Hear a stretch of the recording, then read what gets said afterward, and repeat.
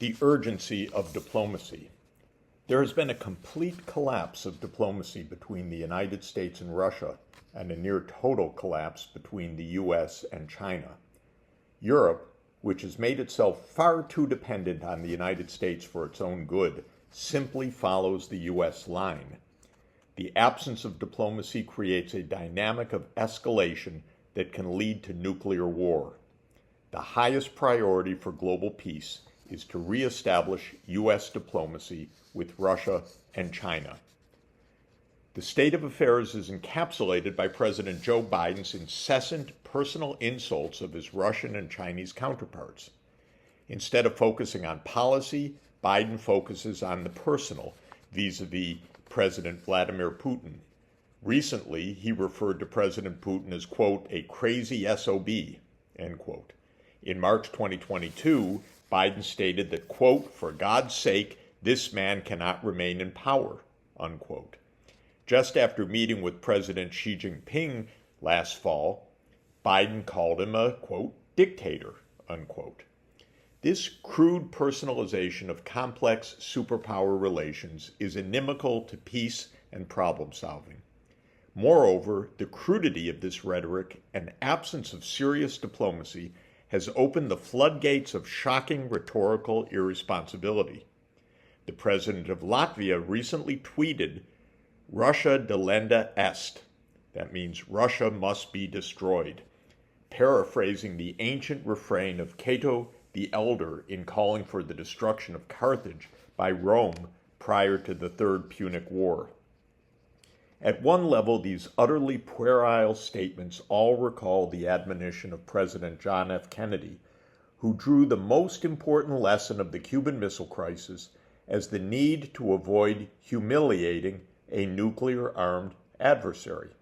I quote, above all, while defending our own vital interests, nuclear powers must avert those confrontations which bring an adversary to a choice of either a humiliating retreat or a nuclear war. To adopt that kind of course in the nuclear age would be evidence only of the bankruptcy of our policy or of a collective death wish for the world, end quote. But there is an even deeper problem at hand. All of U.S. foreign policy is currently based on asserting the motives of the counterparts rather than actually negotiating with them. The U.S. refrain is that the other side can't be trusted to negotiate, so that it's not worth even trying. Negotiations today are denounced as pointless, untimely, and a show of weakness.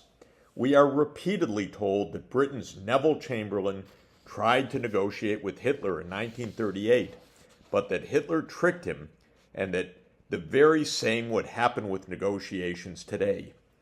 To underscore the point, every U.S. adversary is branded as a new Hitler: Saddam Hussein, Bashar al-Assad, Vladimir Putin, Xi Jinping, and others, so that any negotiation would be in vain. The problem is that this trivialization of history and of today's conflicts is leading us to the brink of nuclear war. The world is closer to nuclear Armageddon than ever before. 90 seconds to midnight, according to the doomsday clock. Because the nuclear superpowers aren't negotiating. And the U.S. has actually become the least diplomatic of all UN member states, comparing the states according to their adherence to the UN Charter. Diplomacy is vital because most conflicts are what game theorists call strategic dilemmas. A strategic dilemma is a situation in which peace, or more generally cooperation, is better for both sides, but in which each side has the incentive to cheat on a peace agreement in order to take advantage of the foe. In the Cuban Missile Crisis, for example, peace was better for both the US and the Soviet Union than nuclear war, but each side feared that if it agreed to a peaceful outcome, the other side would cheat, for example, through a nuclear first strike. The key to peace in such cases are mechanisms for compliance, or as President Ronald Reagan said of negotiating with the Soviet President Mikhail Gorbachev, in repeating an old Russian maxim, quote, trust but verify, end quote. There are many mechanisms for building trust. At a basic level, the two sides can remind each other that they are in a, quote, repeated game, meaning that strategic dilemmas are regularly arising between them. If one side cheats today, that kills the chance for cooperation in the future. But there are many additional mechanisms for enforcement: formal treaties, third-party guarantees, systematic monitoring, phased agreements, and the like. JFK was confident that the agreement to end the Cuban Missile Crisis that he negotiated with Soviet leader Nikita Khrushchev in October 1962 would stick, and it did. He later was confident that the partial nuclear test ban treaty that he negotiated with Khrushchev in July 1963 would also stick, and it did. As JFK noted about such agreements, they depend on negotiating an agreement that is in the mutual interest of both parties. And I quote, agreements to this end are in the interests of the Soviet Union as well as ours, and even the most hostile nations can be relied upon to accept and keep those treaty obligations, and only those treaty obligations, which are in their own interest, end quote.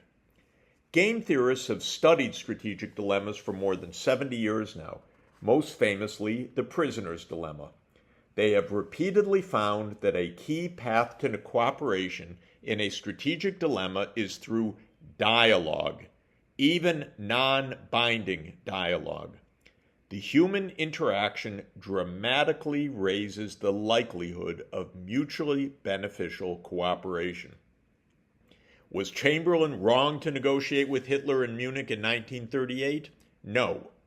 He was wrong on the specifics, reaching an ill-advised agreement that Hitler did not intend to honor, and then naively proclaiming, quote, peace for our time, end quote. Yet even so, Chamberlain's negotiation with Hitler ultimately contributed to Hitler's defeat. By plainly exposing Hitler's perfidy to the world, the failed Munich agreement paved the way for a resolute Winston Churchill to take power in Britain, with deep vindication and with deep wellsprings of public support in Britain and worldwide, and then ultimately for the UK-US-Soviet alliance to defeat Hitler. The repeated analogy to 1938 is in any event utterly simplistic, and in some ways even backward. The war in Ukraine requires real negotiation among the parties, Russia, Ukraine, and the United States, to address issues such as NATO enlargement and the mutual security of all parties to the conflict. These issues pose true strategic dilemmas, meaning that all parties, the US, Russia, and Ukraine, can come out ahead by ending the war and reaching a mutually satisfactory outcome. Moreover, it has been the U.S. and its allies that have broken agreements and refused diplomacy. The U.S. violated its solemn pledges to Soviet President Mikhail Gorbachev and to Russian President Boris Yeltsin that NATO would not move 1 inch eastward. The U.S. cheated by supporting the violent coup in Kiev in 2014 that toppled Ukraine's President Viktor Yanukovych. The US, Germany, France, and the UK duplicitously refused to back the Minsk II agreement. The US unilaterally withdrew from the Anti-Ballistic Missile Treaty in 2002 and from the Intermediate Force Agreement in 2019. The US refused to negotiate when Putin proposed a draft Russia-US Treaty on Security Guarantees on December 15, 2021. There has in fact been no direct diplomacy between Biden and Putin since the beginning of 2022. And when Russia and Ukraine negotiated directly in March 2022, the UK and US stepped in to block an agreement that was based on Ukrainian neutrality. Putin reiterated Russia's openness to negotiations in his interview with Tucker Carlson, and more recently. The war rages on, with hundreds of thousands already dead and with hundreds of billions of dollars of destruction. We are coming closer to the nuclear abyss. It's time to talk. In the immortal words and wisdom of John F. Kennedy in his inaugural address, let us never negotiate out of fear, but let us never fear to negotiate.